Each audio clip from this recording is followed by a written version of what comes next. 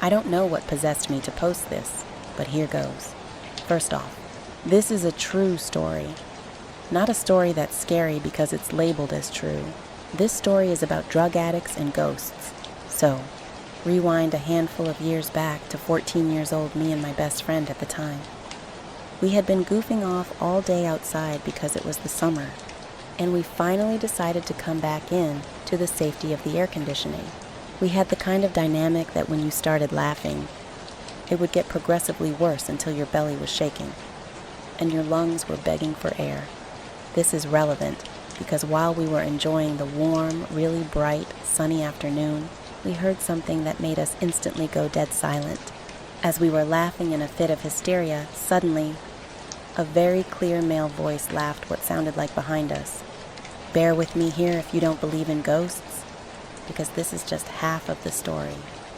I remember it was so loud, gruff, and just, you don't hear that every day, you know? We turned to each other slowly, eyes wide, then burst out in laughter so hard, I almost tipped backwards in the kitchen chair. It scared us so much that we couldn't contain how funny it was to see each other be scared shitless. For a long time we told that story of the random giggling ghost we heard, but it turned much more grim in my head as I began to realize the full nature of that day. So now, fast forward a couple of years. Honestly, this part is what creeps me out about this. It's now about 2022. I'm 16. My mom and my stepdad had noticed that odd things were going on in our boiler room behind our house. For one, we didn't have a lock that properly functioned on the door. So they would go back there to the door, sometimes being fully swung open, light on. Over time, they noticed things being moved around, trash being left in the room, and at times, even needles. We discovered that before our stay there, it was a major drug house. I'm sure you've already began to paint a picture of what went on that day when my friend and I were goofing off. If not, I'll paint the map. In the kitchen where we sat, we heard the disembodied voice coming from behind us, but it sounded faint enough to be from another room. The boiler room was on the other side of the wall next to the kitchen table. All in all, we quite literally might not have been alone that day, which to me is scarier than it being a ghost. To this day, I have no idea who was in the boiler room listening to us chat about school, boys, anime, and other random nonsense. You could hear absolutely everything from that room, as I'd been out there before. Conversations inside sound clear as day. This was followed by a number of instances over the years where I'd be alone in the kitchen late at night between 12 p.m. and 4 a.m. and hear scuffles coming from seemingly nowhere. Just movement, like someone moving around or moving things around. There is a chance it could have been paranormal, but I kind of doubt it. The laugh was so loud it literally just sounded like a man in the other room. I laugh about this now, I always kind of have, but for dramatic effect. But now I realize how dangerous this situation was. We were completely alone that day with some random, maybe even violent, person in the other room. A complete stranger. The boiler room man. Anyways, you should always keep your doors locked, guys.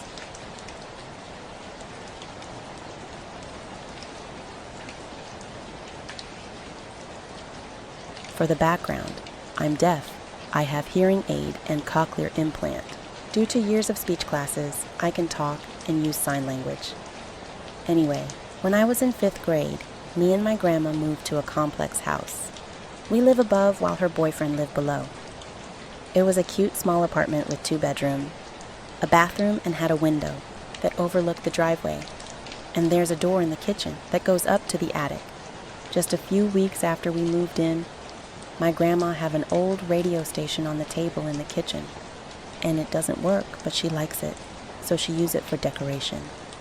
One night, I was woken up by a very loud noises.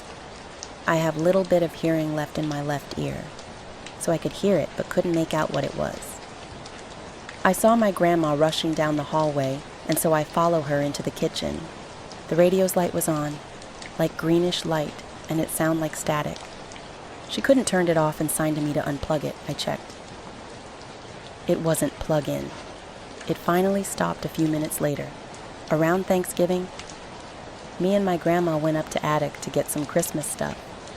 The attic is small, very narrow, and you could see outside through a little window. I had an uneasy feelings and didn't want to stay up there because I felt like I will be grabbed. There was a door that's completely bolted on the other side of the room. A few days passed, my grandma was at work and wanted me to go up. I was nervous and a bit afraid, but forced myself to go. I went upstairs to the attic and saw the door was not bolted, it was wide open. I had a feeling that someone was looking directly at me. And suddenly there was a loud thud behind the door. I just ran down the stair and locked the door. It got worse for a week. I was waking up feeling like I was being held down. The footsteps in the hall got louder, and there was banging on the wall. I would joke with my grandma that the ghost knows that I'm deaf. Well, my bed was shaken for a few days, scaring me out of my slumber, and I was losing sleep. The final straw was when I was sleeping. I had a bookshelf with dolls on it just across the room. My bed was shaken, and I suddenly felt something falling on me. 3 of my glass dolls fell on my face. I definitely had bruise for days from that. My grandma once woken up to the sound of her stepdad calling her by her nickname. Her stepdad died when I was 3, turning 4. So this definitely shook her up, because she could even smell the old cologne that he would always use along with smell of coffee.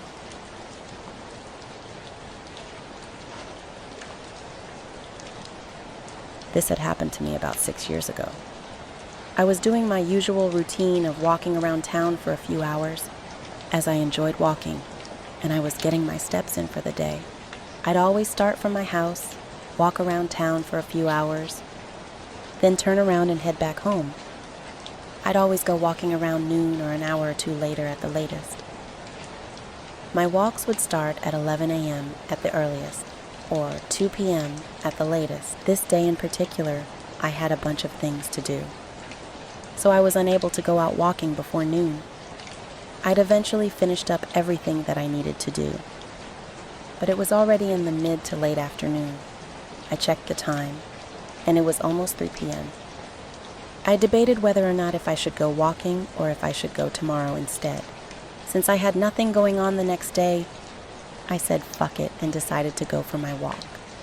But I told myself that I had to cut it short, since I didn't want to be out after sunset, since it would get pretty cold at night. I got dressed and headed out to get my walk in for the day. Fast forward almost 3 hours later, I looked at my phone to check the time, saw that it was almost 6 p.m., and started to make my way back home. I had a bit of a problem, which was I was about 6 miles away from my house, and it would take me about an hour and a half or more to get there. The sun had fully gone down, and there was only a faint orange glow in the sky from it. The night sky had begun to take over, and the air was turning cold. I began to make my way home, and had picked up the pace, as I didn't want to be outside when it was cold. I was about 2 miles away from my home, and thought I was in the clear when I was wrong. I passed by a convenience store, when I noticed a man sitting on the side of the building smoking a cigarette. The man looked to be in his early to mid-30s, wore a black hoodie, black pants, and black shoes. I saw him turn his head towards me, and he gave me a blank stare. I thought nothing of it and just ignored it. I turned around a few moments later and saw he had gotten up from his spot and began walking the same direction I was going. I kept checking behind me often to see if he would turn down another street, but he never did. After several minutes of him walking the same way as me, I hear the man start yelling, "Hey!" He then started saying other stuff to try to get my attention, which I ignored. Right after that, I heard him yell "what the fuck" at me in an angry tone. I sped up and didn't dare to look back at that point. I texted my dad and explained that there's some creepy guy following me and how he was yelling at me.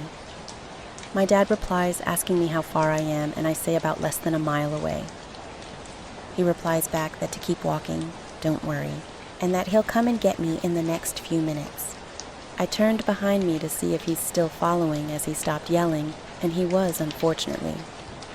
I was 3/4 of a mile away from my house, and I thought about just running there. At the same time, I didn't want this guy to follow me and find out where I lived. I was about to turn down the street I lived at when something told me not to. I texted my dad and told him I passed the street and to go the other way, which he replied with, "Okay." I kept going forward, passing the street, when all of a sudden I heard some kind of frantic noise. I turned around only to see to my horror that the guy put his hood up and was sprinting straight towards me. Without hesitation, I bolted straight ahead and ran across the street. I kept running for what felt like hours until I saw a pair of headlights coming down the street. I waved my arms like a madman, hoping they would see me. Thankfully, they did, and the car stopped. I got closer and saw it was my dad. I looked behind me, only to see that the man who was chasing me had somehow disappeared. I got in the car and explained everything to him. He said that he was going to drive down the street to see if he could find the man and would confront him. We drove down the street, only to see nobody walking on the sidewalk or hiding behind the bushes. There was no sign of anyone being out as the streets were empty. From that day on, I never go out walking after 2 p.m., and I since then carry a pocket knife with me whenever I go out walking for my own safety and protection. I don't know what that man would have done to me had he caught me, and I don't think I ever want to know.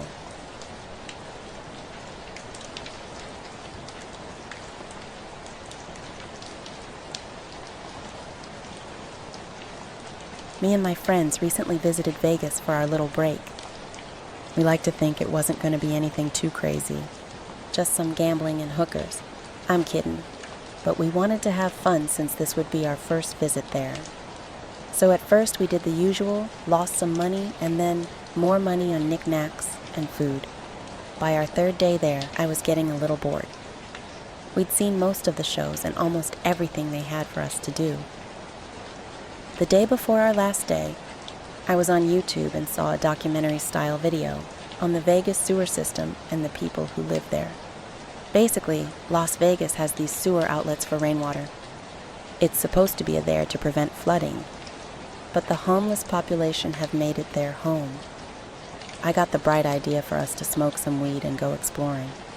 So that same night, I somehow convinced my other 2 friends to go with me.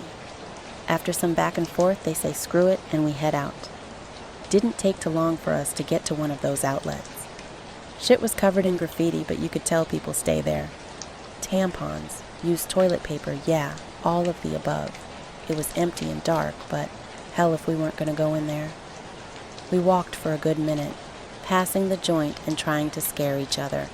We couldn't see where this thing ended, but decided to trek on. The first thing we came upon was a tent, not too crazy. It had used needles and garbage around it, so we knew other people were down here. We walked further up, and I thought I could see something in that darkness. Something moving, but I ignored it. There are homeless down here. Around this time is when this blood-curdling sound come out of nowhere. It sounded like it came from in front of us, so we all stopped dead in our tracks. My friends look at me, I look at them, and it's like we already know. It's time to get the hell out of here. With a little more panic, we started back in the opposite direction we came from. We walked for a good 10 minutes, and then I had this revelation. That tent that we passed should have been passed again by now. I didn't say that, but I clearly remember thinking it. Nobody's really talking much. We even put out the little weed we brought with us. Everybody's just walking fast now, trying not to step on a needle or into someone's dinner. More time goes past, and we still aren't at the end. That's when I gotta speak up. I stop and ask shouldn't we be out already? Right as I was saying the word already, we heard something in front of us again. Really close now. That's when we all start running, tripping, fumbling, anything to get out that tunnel. Not even 2 minutes after we started running, we could see the opening. We get to the end, out of breath and confused, most likely because of the weed. What the hell was that noise? Is the first question we were asking. Then the next was, did anybody feel someone behind them? None of those questions got answered except that last one. I'm not even sure what we did for the rest of the night. This will just have to live in my memory as something weird that happened.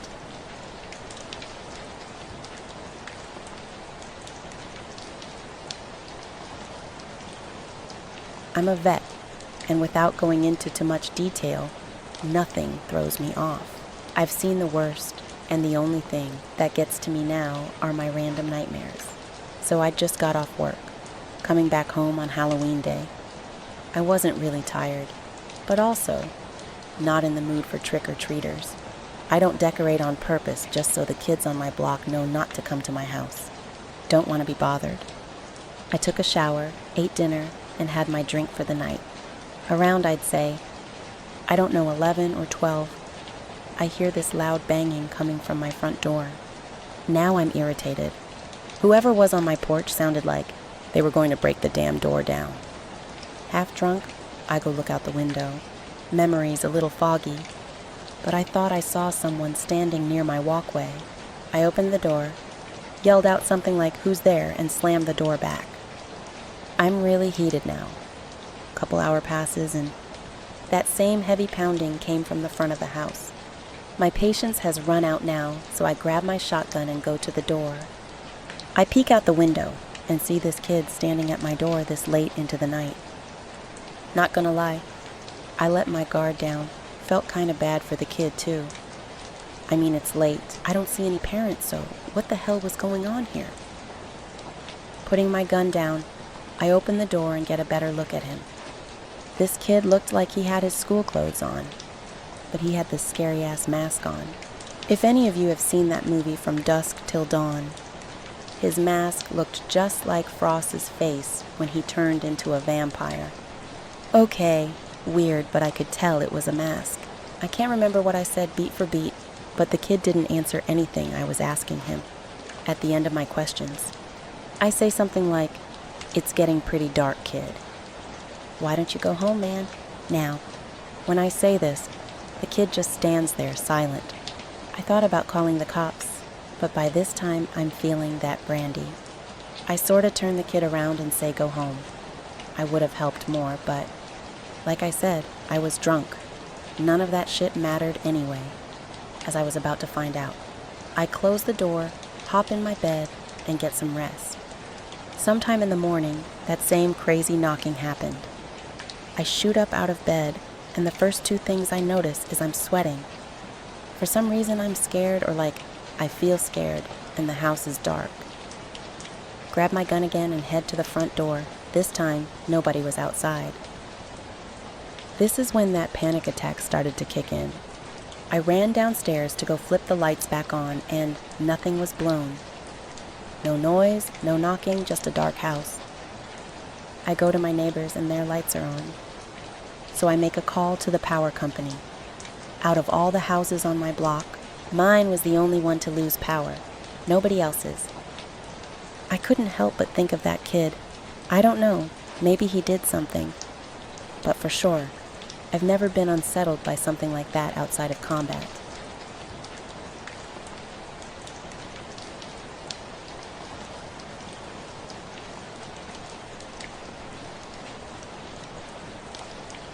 Me and my friends found a tunnel in the side of the hill last night. It had a grate on it, but a part of it was broken off. So you could go down there. Today we decided to explore it.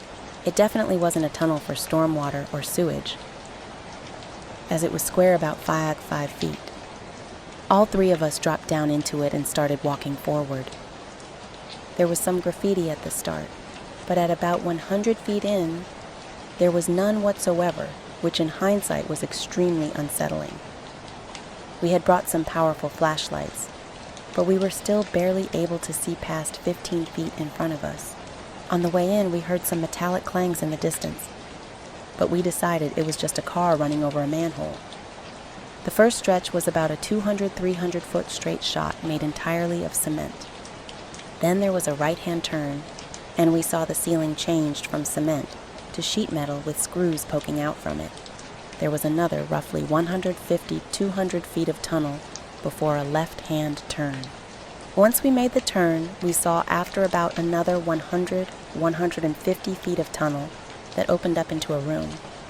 One thing to note was that the tunnels were pretty much perfectly clean despite being unlit and seemingly unattended. There was no dust, mold, trash, dirt, or any crap whatsoever. In hindsight, this was also disturbing. We made it to the room, and we noticed there was a manhole on the top, some stairs going up, an oval opening that led off to an area full of leaves, more of the square tunnel straight ahead, and finally, a dead raccoon on the floor. The raccoon seemed perfectly fine aside from it was scalped. A stretch of fur on top of the skull was completely gone, and you could see the bone from the skull. Weirdly enough, there was absolutely no blood at all. It was not rotting either, suggesting it had been recently killed once again. This was unnerving in hindsight. We ignored this and continued down the square tunnel. We saw a very small patch of light that was about 400-500 feet away and decided to head towards it. However, the tunnel seemed to be getting slightly smaller. It was roughly now 4.5 feet high, but still about 5 feet wide. As we continued, it kept on narrowing. There was another drop down about 100 feet before the exit, but nothing unusual there. Towards the last 50 feet, the tunnel was about 4 feet high and still 5 feet wide, and we noticed yet another dead raccoon. Once again, perfect condition, not rotten at all, very recently killed. When we finally popped out, we were right next to one of the gas stations in my neighborhood. We gave each other high fives. Took a minute to rest because our backs were killing us due to all the crouching, and went in to get food. As we walked back to my house, we started talking about the raccoons and how weird that was. Then we realized how unbelievably clean it was, and the strange lack of graffiti. We also talked about the metal clanging that we heard at the start that we thought was a car going over a manhole. But from what I heard, the tunnel never went under a road, and we never heard it again once we entered. We are all confused and feel unsettled, all because of how wrong it was. It was too clean, and the design wasn't normal by any means. There should have been graffiti or something in there, but it was spotless. Also, the raccoons concerned me to say the least. What killed them? And why did it just leave them there? And what kind of tunnel was that? I've looked online and can't find anything. If people are interested, I can show where the tunnel starts and ends on Google Maps. And hopefully I can get some answers on what it is and why it is the way it is. Also, no, I unfortunately did not take any pictures of the tunnel, but I will go back and take pictures of the entrance exit and first 50 feet or so, but I do not ever want to go through it again.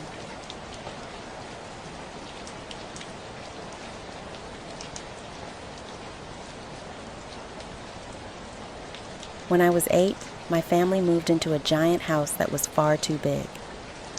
It had been built as a duplex and converted into a single-family home. It had a semi-finished attic we used as a playroom, and a terribly creepy basement complete with a freaking wheelchair that had been left for us when we moved in, and we never got rid of. I'm not making this up.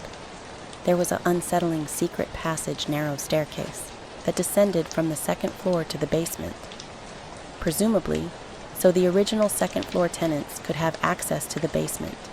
But in my mind, it was just another way for whatever creepy things I thought lived in the basement could come up to the bedrooms. Even the bike shed gave me the creeps.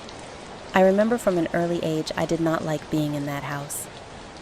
I recall playing alone in my room and feeling this incredibly dreadful feeling that someone was leaning over my shoulder. This was a common feeling throughout our time there. The attic, though finished, always had dead flies on the windowsills and smelled musty. Again, being in that space never felt good, even when I was with my friends. My mom confided in me after we moved that she'd felt a lot of the creepy discomfort I did. It was just a terribly uncomfortable place to be. I used to listen to Paul Simon's Graceland when I was going to sleep because I'd convinced myself that no bad ghosts would be able to withstand the positivity of that record.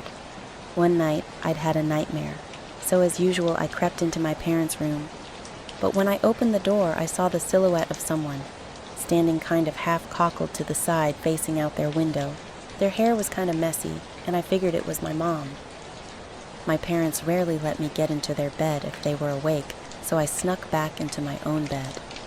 The next morning, I asked my mom what she was doing looking out the window, and she had no idea what I was talking about. She'd never gotten out of bed. To this day, I can still picture the silhouette of the figure looking out that window against the orange streetlights. We moved from that house when I was 13. But the weird thing is, I've been having a reoccurring dream nightmare that I am moving back into that house for the last 30 years. Typically 1 or 2 a year. Sometimes we're moving back and it's like nothing has been touched. Even the food is still in the fridge where we left it. But now it's rotted into a gross sludge. Sometimes my parents are moving back, and they're in a weird, passive, almost hypnotic state about it. But I have the cognition to realize that I'm an adult and insist I will never visit them. Sometimes the house has been renovated. Sometimes it hasn't. Once I dreamed I was digging in the dirt under the front porch and found a creepy ring. Last week, I dreamed I'd moved in with my wife and family. I was lighting a fire in the wood stove on the second floor and saw a figure in the next room. My parental instincts kicked in, and I violently charged into the room to see a 7-foot-tall, wrinkly man, kind of like that freaky dude from Poltergeist 2 wearing black robes. Anyway, I half figured out I was having another one of these dreams, so I tackled him, then woke up. I don't know what the fuck is up with that house, but I walk by it sometimes when I visit my hometown. The new owners painted it and put up a basketball net. They seem happy.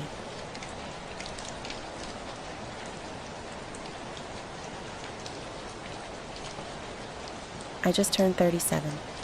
This story took place when I was 11. All names have been changed to protect the camp. I grew up in a very wealthy family in a very rich area. The camp I went to was both a day and overnight camp. To say my parents were overprotective would be an understatement. The camp I went to treated us like babies. The camp was fun but oppressive. For example, even the high schoolers had to be accompanied to the bathroom. Then, in 2nd grade, my mom checked the wrong box and accidentally signed me up for a week of circus camp, and my life was never the same again. Circus camp didn't treat us like babies. We didn't have to ask to use the bathroom. We could go around campus as we needed to.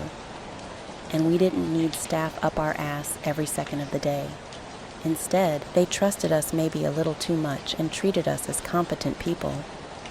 But we also had all sorts of responsibilities for making camp work. We got called when the Cisco truck broke. We got called to evacuate kiddie camp when the sewer pipe exploded. It was our job to get everyone in every camp to shelter when storms hit. We joined the staff in making camp safe after storms. We would direct traffic, basically. We got thrown at every major problem at camp, and it didn't matter that we were mostly girls. We took the problem head on, and we were proud of that. No one else would have let us near those problems, let alone have us be key parts in handling them. And somehow, because we were circus campers, this was all perfectly okay and the expected norm. Same kids, same summer, but in a different camp for the week. We were back to being treated like babies, but at circus camp, we were the shit. We were allowed to be so much more than we could be anywhere else. That circus camp leotard had real power at camp. I remember when I was 10, I was heading to the bathroom when I ran across a junior camp middle schooler staff telling a group of girls they had to wait to use the bathroom because they only had one staff at the moment, and he couldn't supervise the girls' bathroom. The 13-year-olds were not allowed to use the bathroom unsupervised, but a 10-year-old circus camper supervising them somehow made it okay. The whole thing was kind of fucked up, and that's before you got to see us walking on wires, jumping off third-story buildings into airbags, and playing 25 feet in the air on a length of fabric. The scariest thing that ever happened to me at camp took place when I was 11 years old. I wasn't in the group of oldest circus campers, those were the 12 and 13-year-old, but I was in the second tier. We had a special aerial dance camp running on campus, and the circus camp director, Stephen, encouraged our oldest kids to take it because the instructor was amazing. That left us 11-year-old as the oldest circus campers that week, and you better believe we stepped up. determined to prove ourselves just as tough as the older.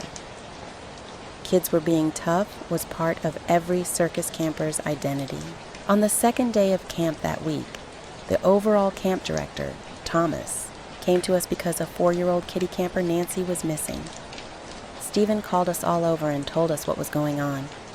I remember him saying, "She is missing. She needs help, and we are it. I want Nancy found, and I want her found now." I remember the major impact that statement had on me. Stephen then split us into 2 groups. The run group was made up of 8 kids, 4 of our youngest kids who personally knew Nancy, and 4 of our oldest kids. Myself, and then everyone else was in the group that would take over the grid search. 18 camp staff were already on the grid search, searching for this girl, and now 54 circus campers and 6 coaches joined the search. While the bulk of circus campers got sent to East Campus to search for her last known location, our run team was tasked with looking in places Nancy liked to hide, and that meant Kitty Trail and the playhouses on West Campus. Kitty Trail was basically a clearing off Houghton's Trail, not far from the sports fields, and not far from where Houghton's Trail met with Green Trail, the primary trailhead to the public lands. Kitty Trail had a mini trail around the clearing, and like a million little tyke playhouses and ride-on toys that seemed to multiply every year. We found Nancy on Houghton's Trail, not far from Kitty Trail. She was struggling with 2 adult men I had never seen as they were taking her down Houghton's Trail. This part of Houghton's Trail was only 2 miles from the public parking lot. We called it in on the radio, and Stephen said that if they get the kitty camper into the car, she is as good as dead. His voice had a tone I had never heard before. But as an adult, I can tell you it was fear, almost terror in his voice. Then he told us to use rocks, sticks, anything we could to slow them down, but don't let them out of our sight. And if they get into a car, get the plate and description. I remember thinking that if Stephen of all people was telling us to fight, this was as serious as it gets. As an adult, I can't imagine the position he was in at that moment, asking such young kids to do what I wouldn't ask most adults to do today. On the flip side, I understand better than most that if he didn't throw us at this story would have most likely ended with a raped and dead Nancy. I radioed back that we would cut them off at the bridge over the river, and they were not getting past us. I was so cocky at that age, but my camp name was Hot Dog for a reason. The next radio call was Stephen on the all-camp channel telling the whole camp that the missing girl was a kidnapping, that several circus campers were engaging, and asking for any available staff to assist. One of the other camps called back that all available staff was on the other side of campus, and we were out of luck. Stephen then said that 4th and 5th graders were in a fight for the life of this kitty camper, and that he needed muscle in that fight. He called for any current or former circus camper in any camp on or near West Campus to get to Houghton's Trail and get in the fight. As an adult, I can tell you that call was a move of absolute desperation on my coach's part, but sometimes desperate moves pay off. Lucy and Cameron, 2 of our 13-year-olds who were in aerial dance camp this week, called that they were 8 minutes out. Lots of others called from South and East Campus. But it would be almost half an hour for them to arrive because of how far away they were. I remember thinking that the 4 of us could last 8 minutes, and that Lucy and Cameron could then keep them here until our coaches arrived. As an adult, I can tell you that 8 minutes is an eternity in a fight, and my plan was outright stupid. We went with it anyways. We sent the little kids running back, took the shortcut down the switchback, and beat the 2 assholes to the bridge. We had rocks and sticks pre-positioned, and we attacked with everything we had. As the oldest, I led the charge, and in return, I got the worst of the beating. Every time I got knocked down, I got right back up and kept fighting. Took a big chunk out of the one guy's arm with my teeth. I still remember the taste of his blood in my mouth. Jazz used a small log like a baseball bat, and keep going after the asshole's knees. I think her in and out attacks did the most damage, but the other 2 were no less in the fight. The next thing I knew, The first guy was on top of me, choking me, beating my face, and telling me that now he was going to kill me.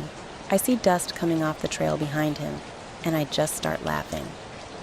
As the asshole stood up, I told him he had better kill me quickly, because he could barely beat us 10 and 11-year-olds. And now some of our toughest kids are almost here. And God help him when our coaches get here, but I was wrong. It was Lucy and Cameron I first saw, all right, but then came running right around them was my 15-year-old big brother Derek, and 12 of his high school friends, 2 of whom were former circus campers, all much bigger than us and all ready to fight. The 2 assholes ran when they saw all of them running right at us, but we kept Nancy. It was about 20 minutes before the coaches arrived. The campus was over 600 acres, not counting the huge public lands adjacent to campus. Stephen took us all to the hospital to be checked out.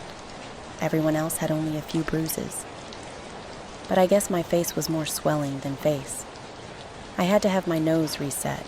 My skull was fractured. And I tore a few things in my leg, but all in all, not too bad for an 11-year-old girl fighting 2 grown adult men. I missed a few days of circus camp in that hospital bed, but I insisted on going in for the Friday show. I am still a bit bitter that my coaches wouldn't let me do my wire walking act because my eye was swollen shut. But we did get awards for bravery from circus, the overall camp, and even one from the sheriff. Apparently, Nancy wasn't the first young girl to go missing in the area. My mom didn't want to let me go back to circus camp. My grandpa, who was an Air Force PJ when he was young, insisted my mom let me go back, even paid for circus camp when she wouldn't. The next spring, I was invited to pre-camp maintenance, where we spent 2 weekends fencing off the public trails from camp trails, adding locking gates and whatnot. After that, I spent 8 weeks in that camp every summer until I aged out, then returned as a CIT, junior coach, and during college I was a coach. Today I work as an officer on a search and rescue team. Many of the crisis skills I learned in circus camp are key to what I do today.